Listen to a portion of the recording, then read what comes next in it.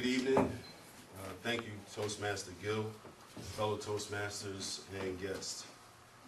The title of my speech tonight is A Letter to My Cousin.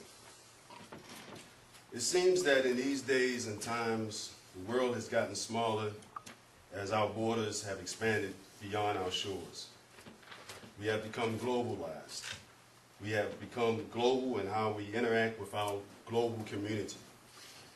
So in the wild, the technology has made it that we become more in touch with others across the spans of oceans and seas, thousands of miles away, through the use of our electronic devices, computers, televisions, cell phones, GPSs, all operating under the power of satellites hovering millions of miles above and around us, somewhere in the darkness of our vast universe.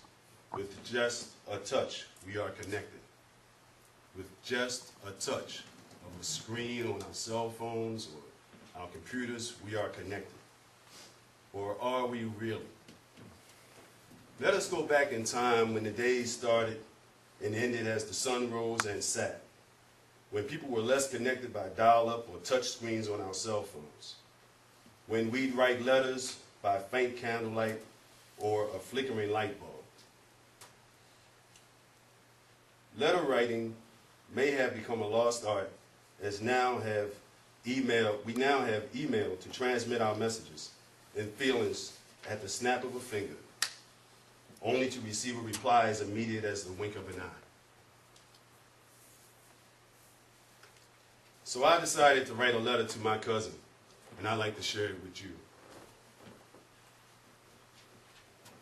Dear Barry, I hope that this letter finds you in the very best of health and soundness of mind and spirit.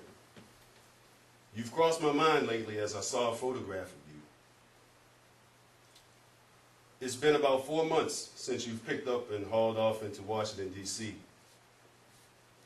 It took me back to our days of the long, hot summer nights and the icy cold, windy winters here on the lake.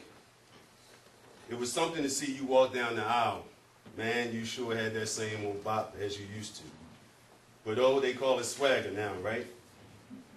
And when you got up there to repeat the oath, you surely did not let Justice, what's his name, put words in your mouth.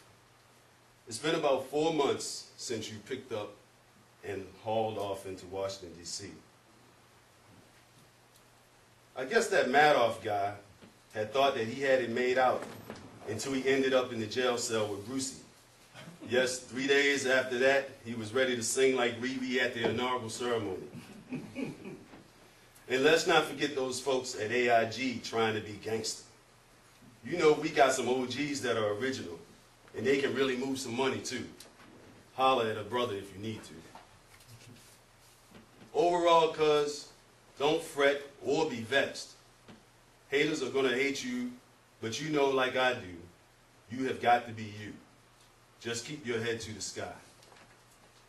You've got a team of players, just as I remember how we used to walk up on the court with 5 players from the south side of Chicago, balling until the sun went down. Everybody wanted to be on your squad, man.